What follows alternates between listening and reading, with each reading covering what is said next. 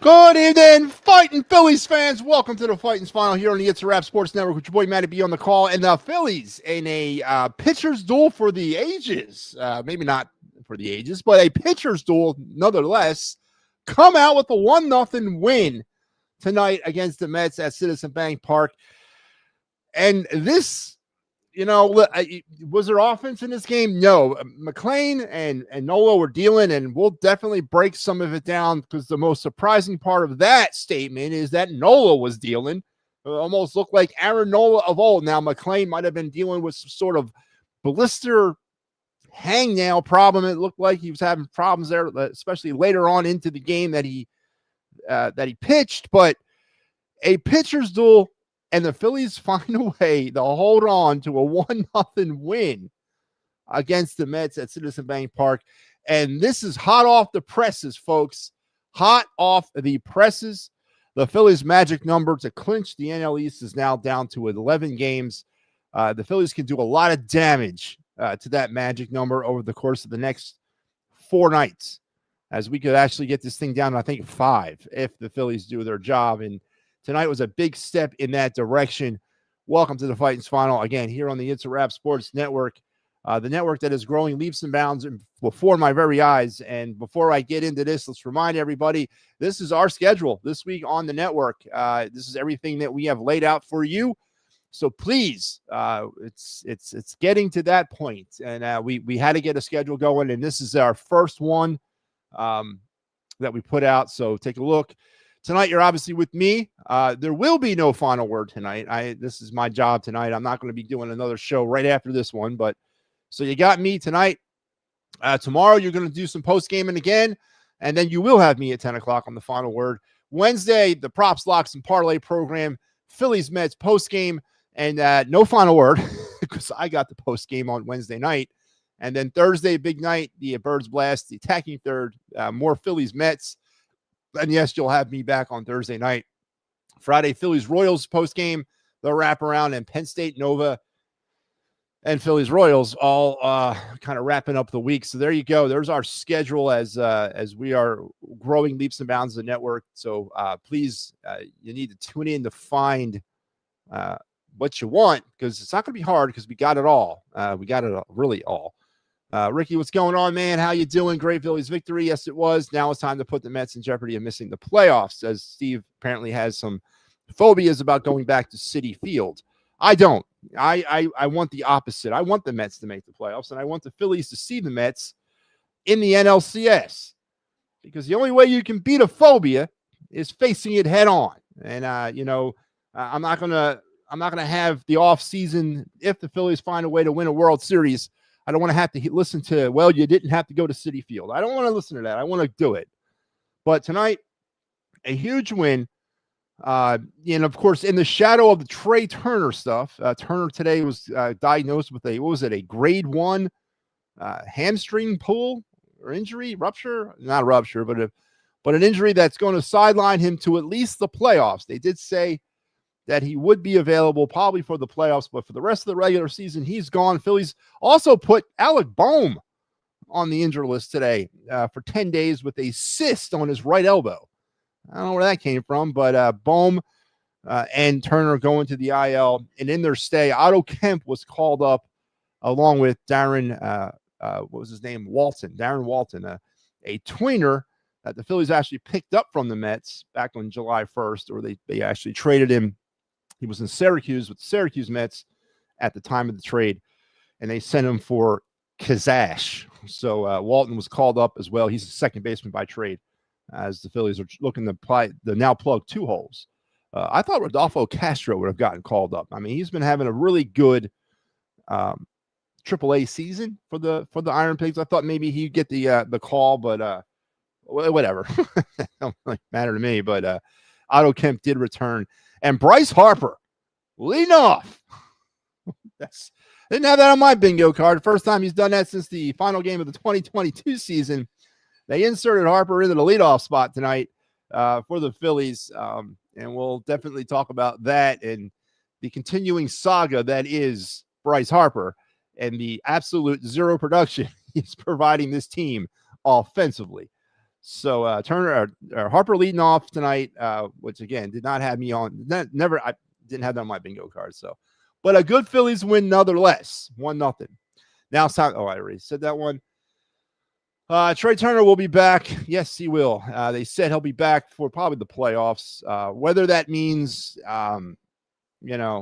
game one of the NLDS or game one of the wild card, who knows where that's going to fall. But and how they get him ready, I don't know. But because the minor leagues are coming to an end, but he will be back, and I expect him to see him back. Grade ones are usually 2 weeks tops. Well, and I get that, but they're putting it, sort of that. I mean, Christ, season's over in 2 weeks, so yeah, it's about right.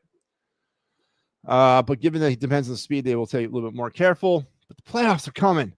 Matt, good Phillies game. It was. Can we get this Nola in the playoffs? That's obviously what we're going to start our conversation with off tonight, Joe Hale and everybody else that's assembled here tonight. You got to give the hat off to Mr. Aaron Nola, who continues to befuddle and amaze me and everybody else out there. Just when you thought you had the fork in him, he comes back and pitches probably one of the best games he's pitched in a very long time. Definitely the best game he's pitched this season. 6 innings, 3 hits, no runs, 2 walks, 7 strikeouts. Did throw 94 pitches, but stuff was working for him. Some of the stuff was still too up in the damn zone. But the breaking ball was breaking okay. It was breaking the best I've seen it break in a while. And that's a very good sign with this starting rotation kind of in flux the way it is. But you got to tip the hat, man, because, going against him was Nolan McLean, who came into this game 4-0. And, is he the real deal? I don't know if he's the real. I don't know. I mean, I sold one of his minor league baseball cards last week for $20. So somebody out there thinks he's the real deal. But 5 1/3, 7 hits, 1 run, and it was earned 3 walks, 5 strikeouts. Obviously, the 3 walks kind of were what sort of doomed him. He threw 91 pitches in 5 1/3. You don't like that. Was dealing with something on his hand. Was it a blister? Was it a hangnail? Was it something that was causing him not to be able to grip the ball properly? But that was sort of what they were on about on the telecast that I saw. I was watching SNY. I was not watching it out of Philadelphia. But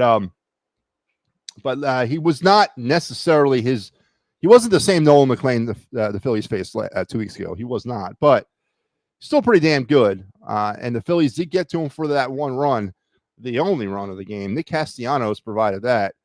Soto, Raley, and Hesley also pitched for the Mets in a losing effort. So pitching duels is kind of how it rolls. And I guess this time of the year, and you got to kind of have them. And I don't like having to rely on the pitching, especially this team's pitching.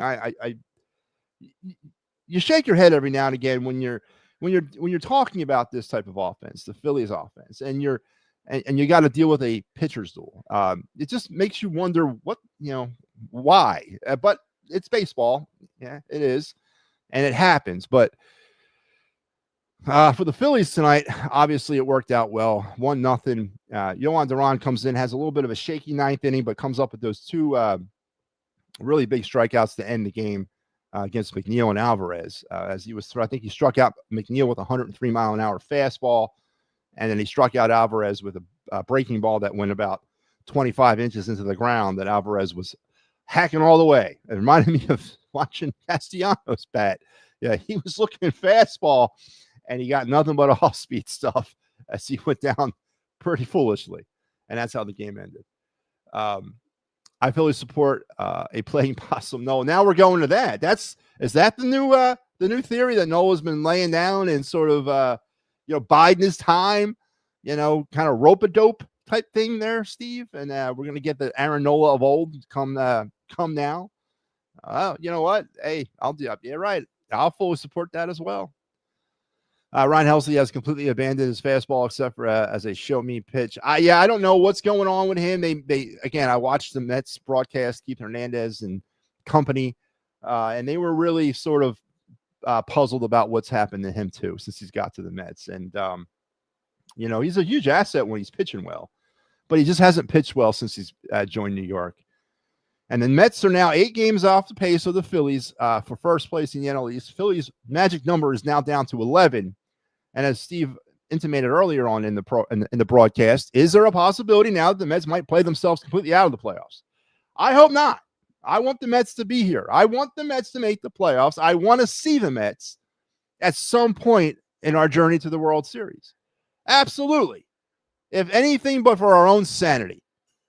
I don't care. I'm not running away from some bugaboo, voodoo friggin' we can't go to Citi Field. No. Give me the Mets and give me the Mets in the playoffs.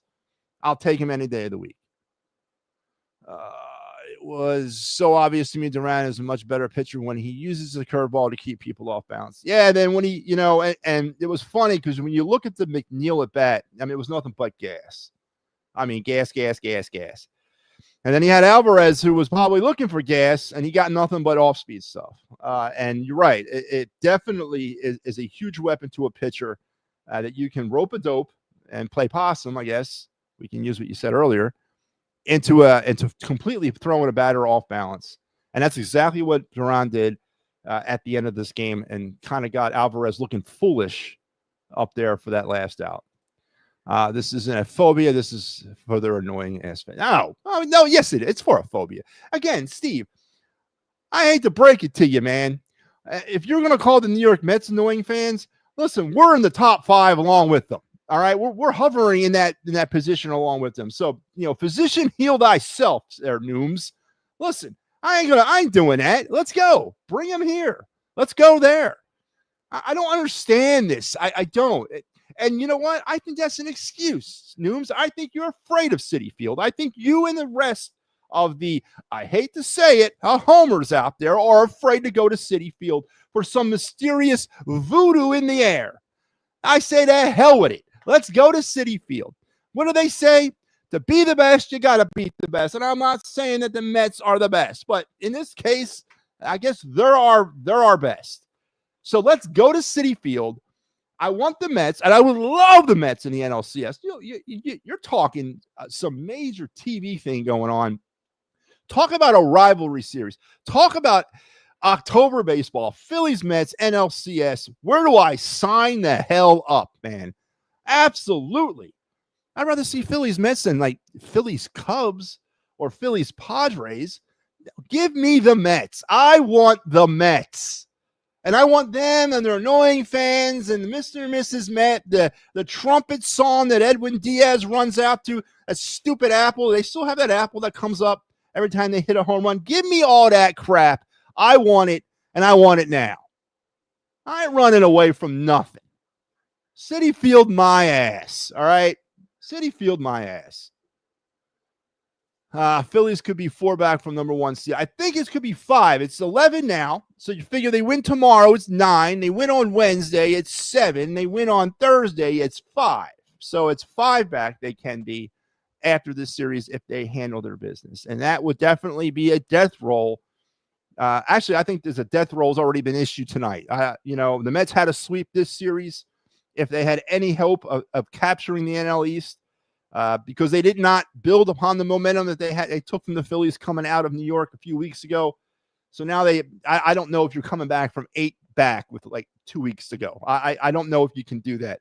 I mean, that would be some 2007 Phillies stuff right there if they are able to pull that off. And I don't think they can. But we do have a chance coming out this series to reduce that magic number down to 5. And then that would mean probably at least sometime mid next week, you're popping the champagne on your second straight NL East title. So first things first, tomorrow night in the Mets, and then we go from there. We were blasting balls tonight right at outfielders. It was crazy how good the contact was. Yeah, and as I said, he was dealing with something. McNeil, the hell's the kid? McLean. Was dealing with something on his hand, maybe a blister, a hangnail. Something was bothering him. I don't think he was able to grip the ball completely the way he wanted to grip it. Things were kind of elevated up. I mean, he was still very effective, especially early on. And the kid's got some scary good stuff. The Mets might have found one of their a pitcher for at least the next 10 years, and a very, very competent pitcher. Hopefully erase the memories of Noah Syndergaard and Jacob deGrom. Hopefully erases those memories for them. I'm talking about the overall number 1 seed. Oh, okay. Yeah. Listen, I don't care. I don't care about that, man. Nah, I don't care about that. You get the number 1 or number 2, you get a first round bye. Yeah, who cares? I want the first round bye.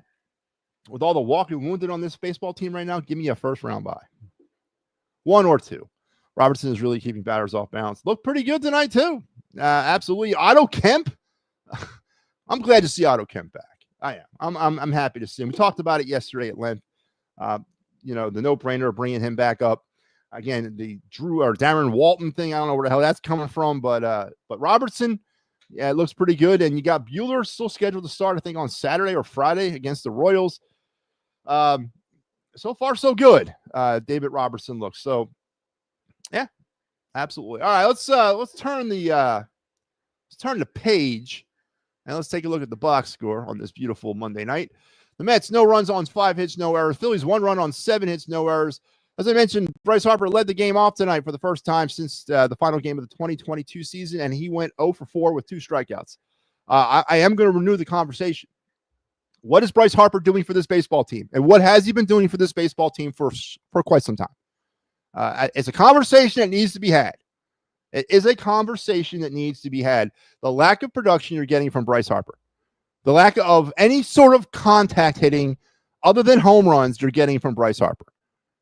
And the homers can't run for it forever. Bryce Harper can't run from it forever as well. It needs to start being asked. Kyle Schwarber was also a pretty pitiful 0 for 3, but he did get on base with a walk. JT 0 for 3. Kepler 1 for 4. Castellanos with the only RBI on the night as he drove in Kepler. Bader was 3 for 4. Bader continues to have himself play himself into the left field of the Phillies' future in 2026 as he goes 3 for 4 tonight. Bryson Stott 1 for 3. Sosa 1 for 3. Kemp was 0 for 2. So the bottom of the lineup picked it up a little bit. 1, 2, 3, 4, 5. So Bader was in your 5th spot, and he was 3 for 4. Castellanos got a hit. So all the hits pretty much came from, if you want to throw Kepler was batting 4th.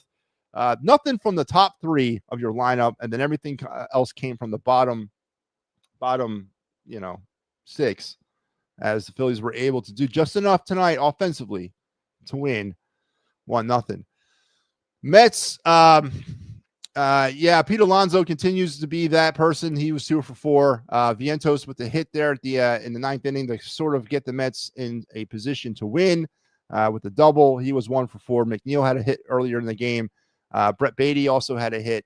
And that's it. That's the 5 hits that the Mets were able to muster against the Phillies. Your scoring summary: the Phillies were the only run of the game that occurred in the 2nd inning on a Castellanos single scoring Max Kepler, and that is it. Nola gets the win. He's 4-8. McNeil gets the loss, his first loss as a professional MLB pitcher, as he now goes to 4-1. And Duran gets to save his 28th. The Phillies were 1 for 4 with runners in scoring position, and they left 7 on base. The Mets 0 for 4 with runners in scoring position, and they as well left 7 on base. And that is how you get to 1-0 Phillies. And the magic number, that's right, magic number has now been reduced to 11 games to win the National League East. So feeling good on this Monday night, I guess. Mickey Delaney says, hey, what's going on? How you doing, Mickey? Joe Hale says, Bader looks good. Pick up that option. And we, I can envision an outfield that consists of Justin Crawford in center, Bader in left, and Gabriel Riconis Jr. in right. That's right. You heard it here first. We're going to go with 2 former Iron Pigs to be our outfield next year because the Phillies are going to spend all their damn free agent money on internal free agents. They're going to spend all their money on re-signing Schwarber, Suarez, and Rio Muto. It's going to leave them no money to go outside the organization. So we're going to promote Crawford to play center. Riconis is going to play right. And that is going to, and Bader's in left. That is going to be your outfield in 2026. You heard it here first. Harp has been hitting the other way, but not for power lately. That is concerning. The opposite field power needs to return. Something needs to return. And when he does get on base, he's got to be better with the damn base stealing. Yesterday, getting picked off a second. Listen, we can sit here all day long and go inside the numbers on Bryce Harper and analyze things and be like, but he has just not been that guy, the guy that we coveted so much and everybody in baseball coveted so much in 2019. He hasn't been that guy since 2022. And that's just the reality of it all. Blame Tommy John? I don't know. Sure, we can blame Tommy John. Blame Father Time as well, as he's not getting any younger. But something has changed. Bryce Harper is not the menacing force he used to be. And we're stuck with him for another 6 years. So the question needs to start happening, and the debate needs to start. Are we better off without Bryce Harper? Are we better off with him? And honestly, I'm open to listening to trade suggestions. I don't think anybody's coming for him because of the fact of that contract and his advancing age. Nobody wants to take that on. But I'm open to listening to what any packages that might be available to send Bryce Harper the hell out of here. And I'd be willing to also eat some of that money if the player package is applicable. The Mets really humped Alonso, but they know they trade the market for him as well. Yeah. Yep. Next year, I would put Bader in center, Crawford in left, and Harper in right. No. Bader in left, Gabriel Raconis Jr. in right. Come on. It's time. Let the kids play. Raconis has been silently just going about his work down there in AAA and having himself a hell of a season. Let him play. And I'm telling you, if you're going to put Harper in right, who are we putting on first? Who's going to first base? The Phillies are not going to have any money left to spend, or John Middleton's not going to want to spend any money after they go ahead and sign all three of their internal free agents. Because that's what's going to happen, folks. I can already see the tea leaves, man. I'm reading them. World Series or not, Ranger Suarez will be back. Kyle Schwarber will also return. And unfortunately, because we have no other options, JT will also return. It's going to happen. And Middleton's checkbook is going to be put away. And he's going to tell Dombrowski, trade Castellanos for something. Bring up the two young kids. Play them in the outfield. And I can get the fans off my ass by saying, listen, technically, I'm not running it back because I'm bringing up two new outfielders. I'm telling you, I can read the tea leaves, man. I'm just preparing myself for the big letdown come Christmas when I'm hearing about the internal signing of all them free agents. I'm waiting for it, man. I'm waiting for it. Go after game 2 today. Absolutely. I'm blaming. Ricono has a great. Yeah, he's had a very promising. I ain't gonna say great, but very promising rise through the Phillies organization. And I said it this year earlier about Otto Kemp, whether or not, and I said it about Mick Abel, whether or not he can play or he can't play. It's time to give them a chance to see if they can play or not. If they can't play, okay, they can't play. But if they can play, let them play. And I don't value. I value the AAA. I value the structured levels of the minor leagues in baseball. I think it's great. It's a lot of baseball, a lot of players, a lot of stuff happening. It's pretty cool. But at some point, especially with a prospect. Again, I'm not talking about an undrafted free agent.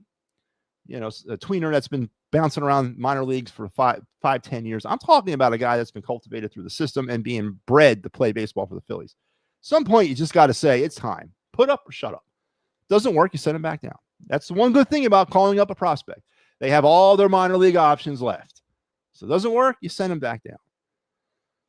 So Crawford and Raconis are part of my outfield along with Bader next year. I have a hole at third base because I want to see them move Bohm, but I know they won't because they're not going to be able to, and it doesn't make financial sense for them to move Bohm as well because he's doing one more year of arbitration eligibility. before he hits the open market after 2026. So they're going to hold on the bone for at least through the trade deadline of 2026. Same thing with Stott. He's not going anywhere because, again, it's financially feasible for the Phillies to keep him around as a younger player. But I'm preparing myself. They're going to have to re-sign Suarez because they have so much uncertainty with Nola and Wheeler next year.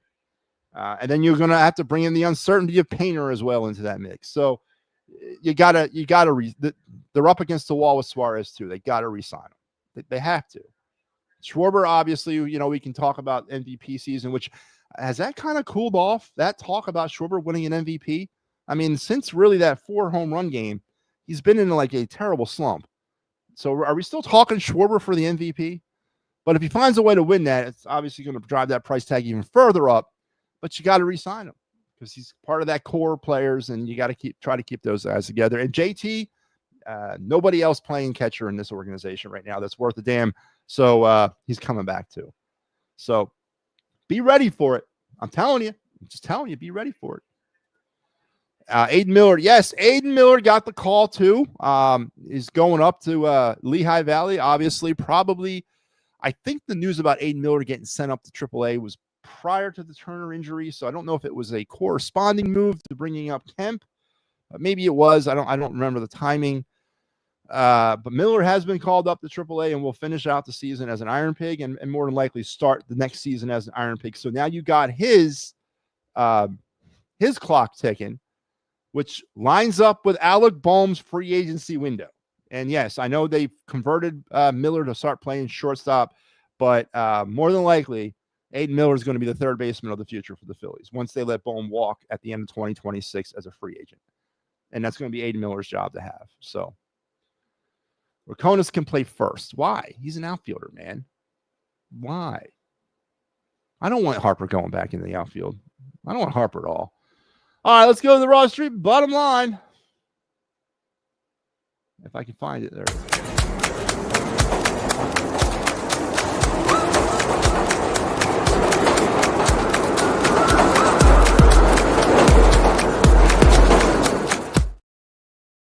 All right, my Broad Street bottom line was now, even though when I was watching this game tonight, I did not feel it coming through my TV like I felt it when they were at Citi Field. I didn't feel that playoff buzz down there at the bank. I don't know why. It just didn't seem that way, but that's okay. I was a little disappointed, to be honest with you, but I didn't feel the playoff vibe, which is a little concerning. We have an opportunity to put the Mets away. Now, it could be because the Mets have just sort of fallen apart since that Phillies series, that maybe no one's fearing the Mets anymore or sees this as any sort of threat to the Phillies as their run for the NL East. But still, there needs to be a playoff vibe down there. But and that's not my Broad Street bottom line, but my Broad Street bottom line was, hallelujah, Aaron Nola made a return at least for one night in a game that we needed him to be. We needed Aaron Nola to be every bit Aaron Nola tonight, and he channeled his 2019, 2018 Nola to the best of his ability tonight and pitched potentially one of his best games. I would say his best game of 2025.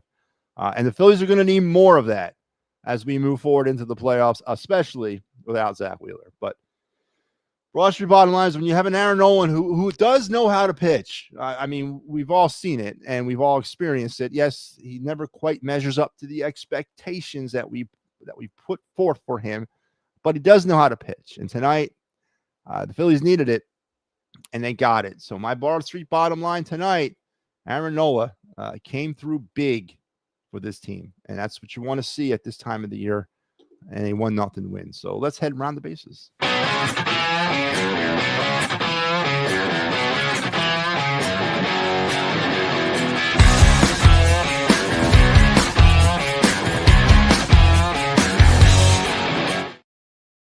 All right, let's go around the bases. Currently, that games have gone final. It is